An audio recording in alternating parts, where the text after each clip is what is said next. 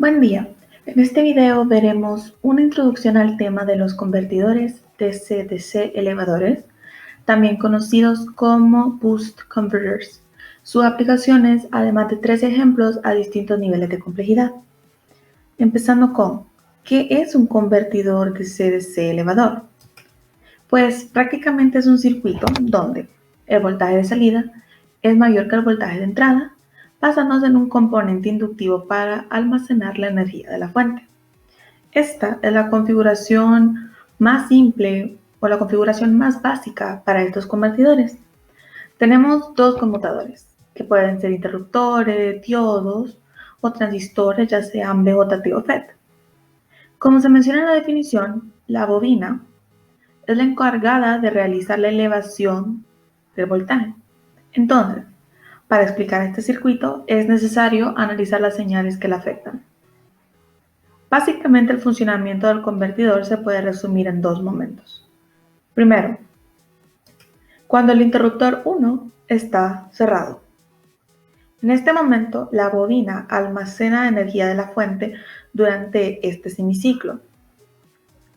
En este momento, solo el circuito que se ve en rojo está activo.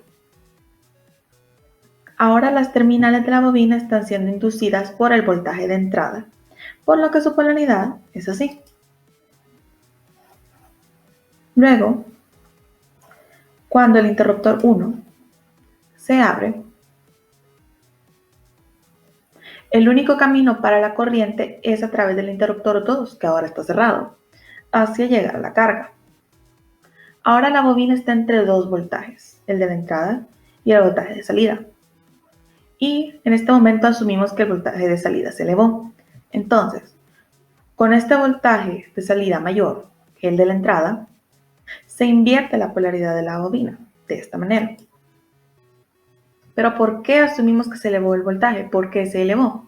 Pues al dejar de forzar una corriente por la bobina, esta libera su campo magnético y con toda la energía que almacenó durante ese primer ciclo, ahora empieza a funcionar como una fuente de voltaje.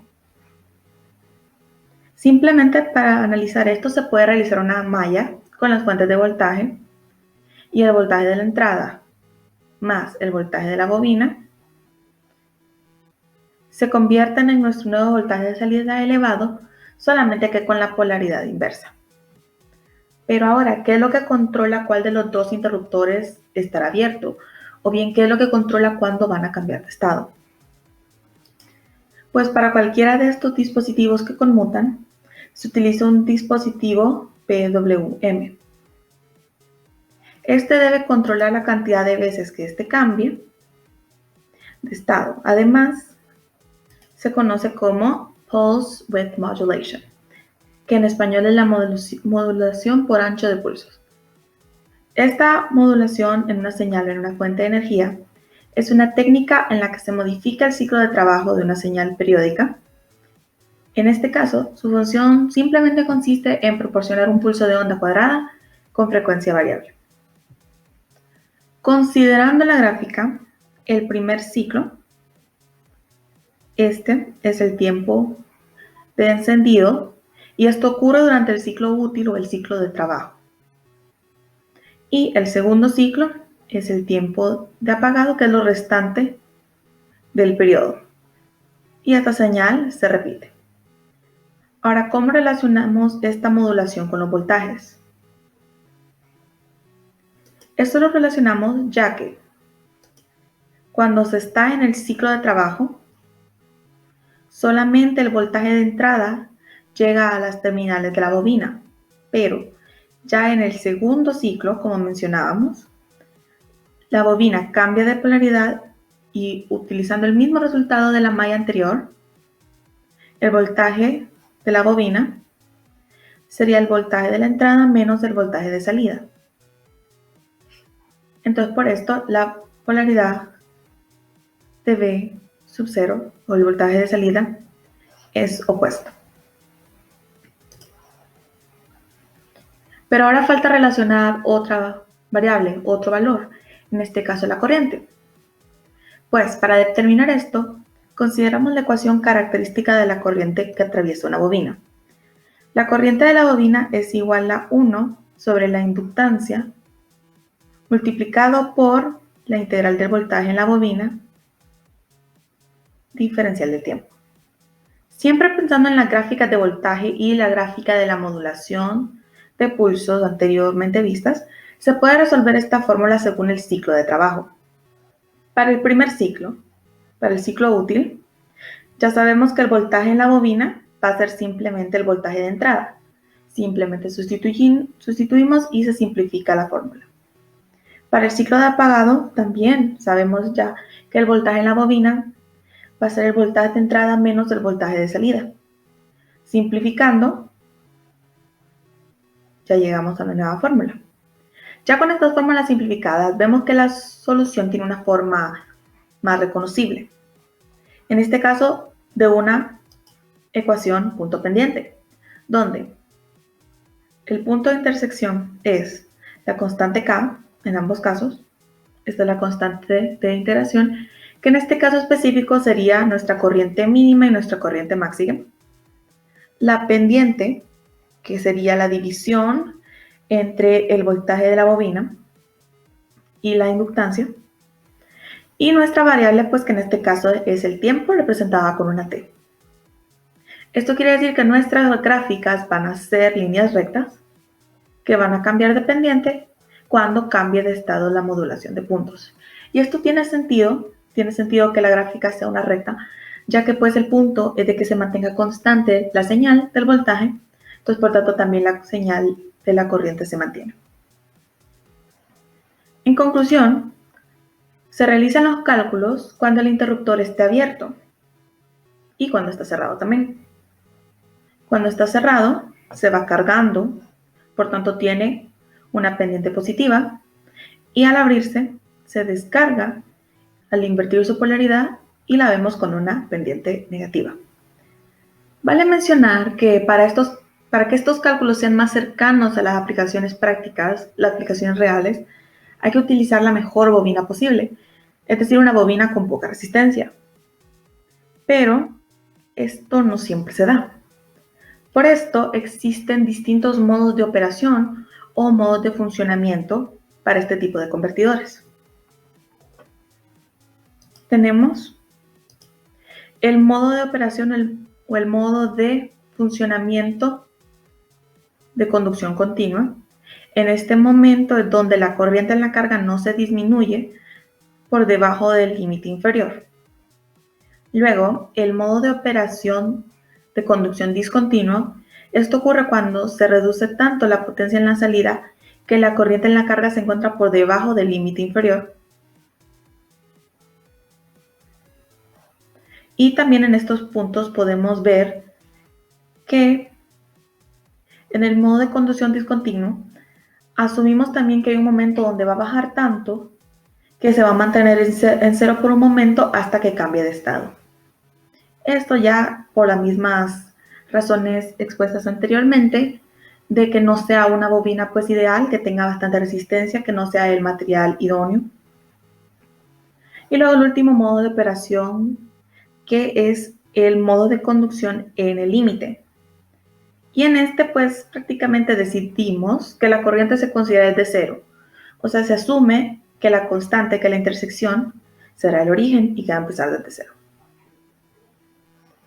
Ahora, antes de mencionar las simulaciones de los circuitos, se pueden mencionar algunas aplicaciones de ellos. Pues los convertidores DC-DC elevadores tienen aplicaciones automotrices, especialmente se ven en los automóviles híbridos. Tienen aplicaciones industriales en la amplificación de potencia. Tienen aplicaciones de control adaptativo. Estos también se pueden ver en sistemas de iluminación, de control de iluminación. También tenemos aplicaciones en sistemas de energía por batería. Esto se ve en las plantas de energía renovables, especialmente en las plantas de energía solar. Aplicaciones en electrónica de consumo y aplicaciones de comunicaciones, y estas se pueden ver en cargadores, computadoras, hasta en datáfonos.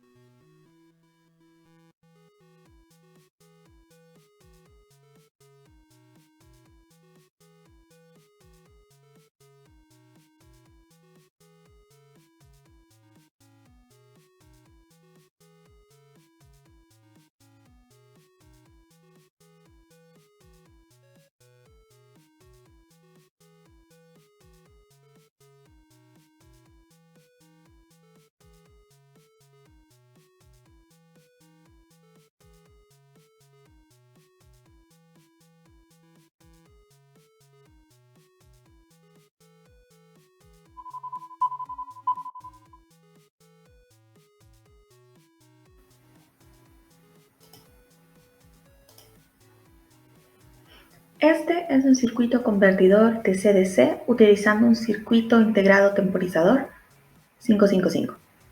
La principal diferencia entre este circuito y el circuito básico de dos interruptores es que aquí el cambio de estado o la modulación de la frecuencia la realiza automáticamente el temporizador. Para esto solamente se conecta el 555 en aislamiento. Esto quiere decir que se configura de esta manera los capacitores y las resistencias para limitar el voltaje en el circuito y también estabilizar el control. Esta es prácticamente toda la configuración de este lado. Y luego ya vemos los componentes usuales de estos convertidores, una bobina y luego dos conmutadores.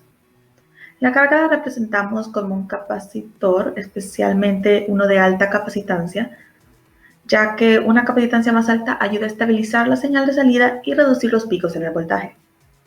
Ahora, ¿cómo funciona? Pues el 555 genera una frecuencia de aproximadamente 30 kHz. En nuestro caso, ocupamos un ciclo de trabajo alto, ya que se genera un mayor voltaje de salida. Teóricamente, el ciclo de trabajo se calcula como 1 menos la división del voltaje de entrada sobre el voltaje de salida. Esto nos dice que ocupamos un ciclo de aproximadamente 58.3%. Este valor nos ayuda a decidir qué valores se le van a colocar a las resistencias y a los capacitores del aislamiento, que en este caso se optó por una resistencia de 2 kiloohmios, de 10 kiloohmios y dos capacitores cerámicos, uno de 2.2 nanofaradios y otro de 0.001 microfaradios. Se escogió el diodo 1N5401 ya que tiene una baja caída de voltaje en DC y se aplica generalmente en aplicaciones de administración de potencias al ser un diodo de recuperación estándar. Y el transistor TIP41 o el equivalente TIP41C, que simplemente es un transistor NPN que soporta más de 3 watts de potencia. Y este es el funcionamiento de este circuito con una entrada de 5 voltios DC y una salida de 12 voltios DC.